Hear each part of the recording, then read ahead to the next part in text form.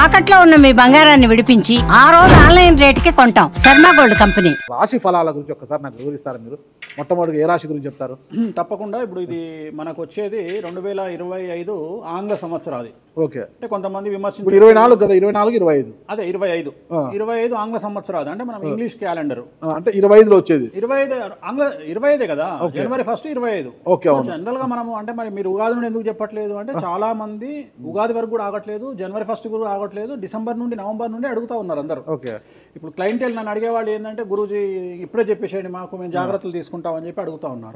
So అందుకనే 2025 సంవత్సరం ఆంగ్ల సంవత్సరాది అంటే జనవరి 1 నుండి ఎలా ఉండబోతుంది అనేది మనం ఒకసారి చూసుకుంటే, అన్నిటికంటే ముఖ్యంగా ఈ వచ్చేటువంటి సంవత్సరం పేరు శ్రీ విశ్వావసునామ సంవత్సరము. విశ్వావసునామ సంవత్సరము. సో రాబోయేటువంటి ఎందుకు గురుగారు అది వస్తుంది పేరు 60 సంవత్సరాల్లో ప్రతి సంవత్సరం ఒక్కొక్క పేరు వస్తుంటది. పేరుతో ఏం స్పెషాలిటీ లేదు. క్రోధినామ సంవత్సరం అనే నెగిటివ్ అట్లా ఏం లేదు. సంవత్సరాల్లో దీని పేరు విశ్వావసునామ సంవత్సరం. సో ఈ సంవత్సరానికి అధిపతి రాజు కాబట్టి, రవి కాబట్టి రాజు. సో రవి మనకు కమాండ్ చేస్తూ ఉన్నాడు కాబట్టి ఈ సంవత్సరం అతి ముఖ్యమైన విషయం ఏంటంటే రాజకీయంగా దేశవ్యాప్తంగా రాష్ట్రాల వ్యాప్తంగా పెను సంచలనాలు నమోదవ్వడము ఈ సంవత్సరం 2025 సంవత్సరం లక్షణాలు. ఎందుకంటే రాజుల మధ్యన రాష్ట్రాల మధ్యన గొడవలు, మరీ ముఖ్యంగా కొంతమంది ప్రముఖ రాజకీయ నాయకులకు మృత్యుగండము, అలాగే అన్ని రంగాలలోకి సెలబ్రిటీలు, సినిమా ఇండస్ట్రీ, రాజకీయము, బిజినెస్, ఎనీ ఇండస్ట్రీ, యువకులు, మరి ముఖ్యంగా మగవాళ్ళు యువకులు 40 సంవత్సరాల వయసులోపు ఉండే వాళ్లకు కార్డియాక్ అరెస్ట్లు అనేటివి ఈ సంవత్సరం అతి ముఖ్యమైన విషయం. ఎందుకంటే ఆల్రెడీ మనం చూస్తున్నాం ఇప్పటికే, కానీ వాటి తీవ్రత పెరిగే అవకాశం ఉంది. కారణం ఏంటంటే రవి కమాండ్ చేస్తూ ఉన్నాడు కాబట్టి. రవి అంటే చర్మము, హార్ట్, కళ్ళు, ఎముకలు. సో కరోనా లాంటి అంత పెద్దది కాకపోయినా ఒక సమస్య, ఒక వైరస్ మళ్ళీ ప్రపంచాన్ని బాధించే అవకాశం ఉంది. అది మరీ ముఖ్యంగా చర్మం మీద దాడి చేసే అవకాశం ఉంది. అంటే చర్మానికి సంబంధించినటువంటి ఒక సమస్యల బారిన పడి ఈ సంవత్సరము జనాలు వైరస్ బారిన పడే అవకాశం ఉంది మరీ ముఖ్యంగా. అలాగే ఇప్పుడు ఇంచుమించు 40 సంవత్సరాల లోపు యువకులకు కార్డియాక్ అరెస్ట్ అనేటువంటివి జరిగే అవకాశాలు కనిపిస్తూ ఉన్నాయి. అలాగే ఈ సంవత్సరం గుండెపోటు వల్ల మరణాల సంఖ్య చాలా ఎక్కువ. ఇదంతా 2025 జనవరి నుంచి ఎగ్జాక్ట్లీ. అలాగే ఈ సంవత్సరము ఎండల తీవ్రత చాలా ఎక్కువ, విపరీతమైనటువంటి ఎండలు ఉండే అవకాశం ఉంది. అలాగే ఈ సంవత్సరాలు ప్రపంచవ్యాప్తంగా అగ్నిపర్వతాల పేలుడు అనేటువంటిది ఈ సంవత్సరం గమనించాల్సినటువంటి విషయం. అలాగే ఈ సంవత్సరం మంచు పర్వతాలు కరగడం వల్ల వాతావరణంలో మార్పులు గమనించాల్సి ఉంటుంది ఈ సంవత్సరం. అలాగే అమెరికా దేశానికి విపరీతమైనటువంటి గాలి తుఫానులు, వరదలు ఈ సంవత్సరం కనిపిస్తూ ఉన్నాయి. అలాగే 1-2 దేశాల మధ్యన యుద్ధ వాతావరణం ఖచ్చితంగా ఉండి తీరుతుంది, లేదా యుద్ధం జరుగుతున్నాయి కదా, అది ఇంకా పెరుగుతుంది. ఇప్పుడు ఉన్నదానికంటే తీవ్రత పెరుగుతుంది అనేది. అలాగే మనకు 2025 సంవత్సరంలో సెప్టెంబర్ 7వ తేదీ 2025 సంవత్సరం ఆదివారం రాహుగ్రస్త సంపూర్ణ చంద్రగ్రహణం ఏర్పడుతుంది. ఇది కుంభరాశికి వ్యతిరేకమైన ఫలితాలు ఇస్తుంది. అలాగే వచ్చే సంవత్సరం అంటే 2025 సంవత్సరంలో మే 9వ తేదీ నుండి సరస్వతి నదికి పుష్కరాలు అనేటువంటివి ఏర్పడతా ఉన్నాయి. ఈ సంవత్సరము రాజకీయ నాయకులకు సంబంధించి మరీ ముఖ్యంగా ఇందాక మనం మాట్లాడుకున్నట్టుగా పవన్ కళ్యాణ్ గారికి ఏలినాటి శని వెళ్ళిపోతుంది. అలాగే లోకేష్ గారి జాతకరీత్యా, పవన్ కళ్యాణ్ గారి జాతకరీత్యా విపరీత రాజయోగం అనేటువంటిది కనిపిస్తూ ఉంది. జగన్మోహన్ రెడ్డి గారికి లేదా రాజయోగం వల్ల? ఇప్పుడు లేదు, ఈ సంవత్సరం లేదు. అంటే 2025 సంవత్సరంలో లేదు. 29 కన్నా ఉందా? అది మన తర్వాత మాట్లాడుకుంటాం. ఓకే. 25లో మాత్రము నేను అనేది ఏంటంటే ఇప్పుడున్న స్థాయి కంటే వీళ్ళిద్దరికి ఇంకా పై స్థాయికి వెళ్లే అవకాశం ఉంది, లోకేష్ బాబు గానీ పవన్ కళ్యాణ్ గారు కానీ. అదే నాకు అర్థం కావడం, వాళ్ళిద్దరు మంత్రులే, నాకు అర్థం కాదు. ఇప్పుడు ఉన్నటువంటి పదవుల కంటే కూడా గొప్ప పదవులను వీరు పొందేటువంటి అవకాశాలు కనిపిస్తున్నాయి. రాజ్యసభ తీసుకుని కేంద్రానికి వెళ్తారా? కేంద్ర మంత్రులు వెళ్తారా? కేంద్ర మంత్రులు వెళ్తారా? పెద్దదే కదా, కేంద్ర మంత్రి అనేది పెద్దది కదా. సో అది ప్రభాస్ గారి జాతకంలో చాలా అనుకూలమైనటువంటి ఫలితాలు, శుభవార్తలు వినేటువంటి అవకాశాలు కనిపిస్తా ఉన్నాయి. వివాహం అవుతుందా చెప్పలేము, ఎందుకంటే తులారాశి కాబట్టి వివాహం కావచ్చు. సో ఫ్యాన్స్ కి ఇది పండగనే, పెద్ద పండగనే. ఓకే. సో ఇది ఓవరాల్ గా ఇంకా బేసిక్ డీటెయిల్స్, అంటే ఓవరాల్ 2025లో ఎలా ఉంటుంది. సో ఇప్పుడు మనం రాశుల గురించి కనుక తీసుకున్నట్లయితే ఎలా ఉంది, రెమెడీస్ ఏంటి? నెక్స్ట్ మూడవది మిథున రాశి. మిథున రాశి 2025 సంవత్సరంలో మిథున రాశి జాతకంలో కనుక విశ్లేషిస్తే ఆదాయం 14, వ్యయం 2, రాజపూజ్యం 4, అవమానం 3. ఈ సంవత్సరము విపరీత రాజయోగం అనేటువంటిది మిథున రాశి జాతకులకు కనిపిస్తోంది. ప్రతి పని కలిసి రావడం, ధన రాబడి, వ్యవహారములయందు జయము, ఉద్యోగాలయందు అభివృద్ధి, బుద్ధి బాగా పనిచేయడం, కోర్టు వ్యవహారములయందు లాభము, జయము, అలాగే గురుబలం వల్ల చెడ్డ పేరు పోయి మంచి పేరు రావడం, జనాల్లో విపరీతమైనటువంటి పేరు ప్రఖ్యాతులను పొందడం, మరీ ముఖ్యంగా రాజకీయ నాయకులకు, వ్యాపారులకు, సినిమా పరిశ్రమ వారికి విపరీతమైనటువంటి పేరు రావడం ఈ సంవత్సరం కలిసి వస్తుంది. విద్యార్థులకు ఈ సంవత్సరం అంతా బాగుంటుంది. మరీ ముఖ్యంగా స్త్రీలకు ఈ సంవత్సరం విపరీత రాజయోగం అనేటువంటిది కనిపిస్తుంది. అవివాహితులైనటువంటి అమ్మాయిలకు ఈ సంవత్సరం 100% వివాహయోగ సూచనలు గోచరిస్తూ ఉన్నాయి. అలాగే ఈ సంవత్సరం స్త్రీలు ఏదైనా వ్యాపారాన్ని ప్రారంభిస్తే చాలా బాగా కలిసి వస్తుంది. అలాగే ప్రారంభించిన వ్యాపారంలో విపరీత లాభాలు గోచరిస్తూ ఉన్నాయి. కాబట్టి మిథున రాశి అమ్మాయిలు ఈ సంవత్సరం వ్యాపారాన్ని ప్రారంభించగలిగితే విశేషమైనటువంటి లాభాలను పొందగలుగుతారు. న్యాయవాదులకు, పోలీసులు మరియు ఎక్సైజ్ డిపార్ట్మెంట్ వారికి ఈ సంవత్సరం ప్రమోషన్లు లేదా మంచి పేరు ప్రఖ్యాతులు రావడం గోచరిస్తుంది. అన్నీ మీరు 12 రాశుల గురించి చెప్పారు గురుగారు. అట్లా ఎక్కువగా ఒక పూజ మాత్రం ఎక్కువగా చెప్పారు, చాలా మంది కూడా చెప్పారు. తిరునల్లారు శనీశ్వర ఆలయం, శని ఎఫెక్ట్. ఓకే, ఎక్కువ మందికి తిరునల్లారు చెప్పినా అక్కడ ఎంత 450 రూపాయలు ఉంటుంది పూజ.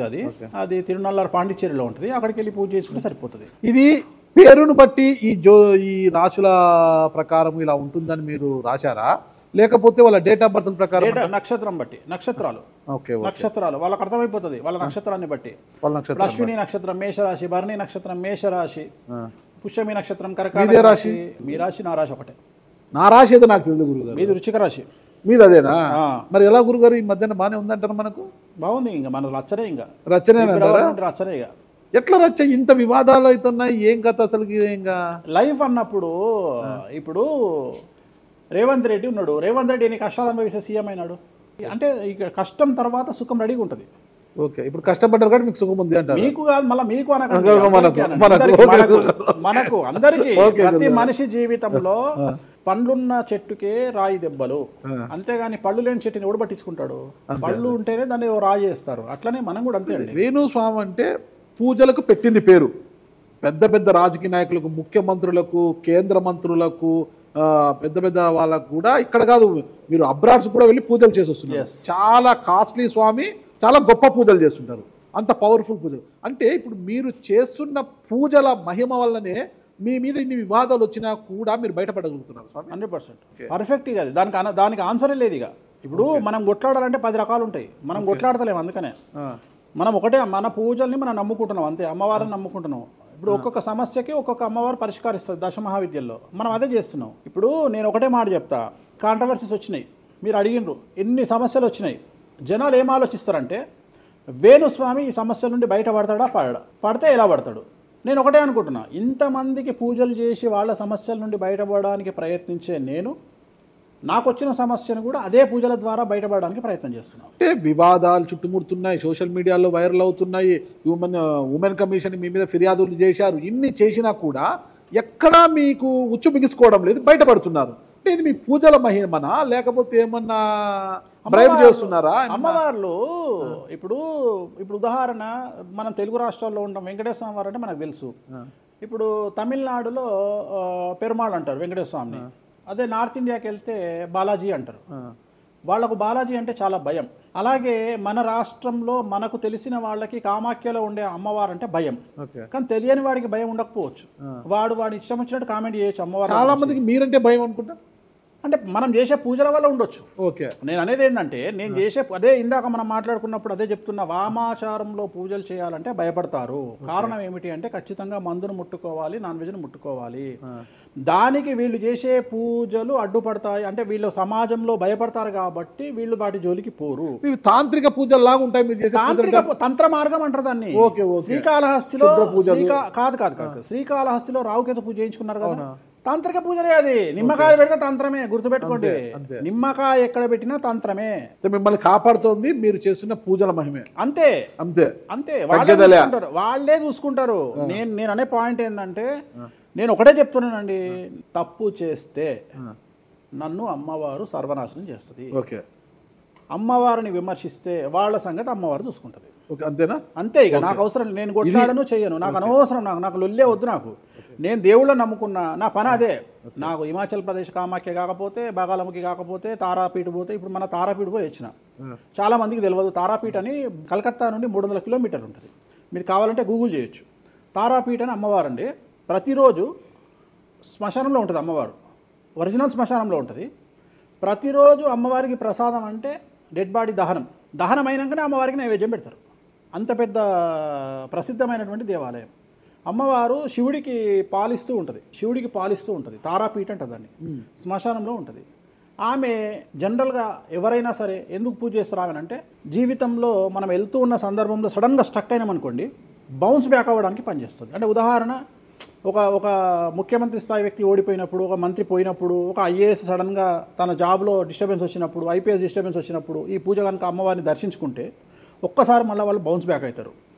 అంటే బిగ్ బ్యాంగ్ థియరీ అనేది అక్కడ పనిచేస్తుంది. మనం మళ్ళీ ఒక్కసారి బౌన్స్ బ్యాక్ అయ్యి ముందుకు దూకడానికి అమ్మవారు పనిచేస్తుంది. నేను సజెస్ట్ చేస్తుంటాను చాలామందికి, వ్యాపారంలో స్టక్ అయినప్పుడు, లేకపోతే ఉద్యోగంలో స్టక్ అయినప్పుడు, అట్లా స్టక్ అయినప్పుడు అయితే మీ తారాపీఠ వెళ్ళి దర్శనం చేయించుకోండి. అక్కడ దర్శనమే, పూజలు ఉండవు, జస్ట్ దర్శనమే. అమ్మవారికి పోయి దండం పెట్టుకొని వస్తే చాలు, ఒక్కసారి మళ్ళీ వాళ్ళు బౌన్స్ బ్యాక్ అవుతారు. ఒక్కటే ఒక పాయింట్కి నాకు ఆన్సర్ చెప్పి ముగించేసా, చాలా కాలాతీతమైంది. చివరికి ఇరికిస్తున్నారా ఇది? లేదు ఏం లేదు.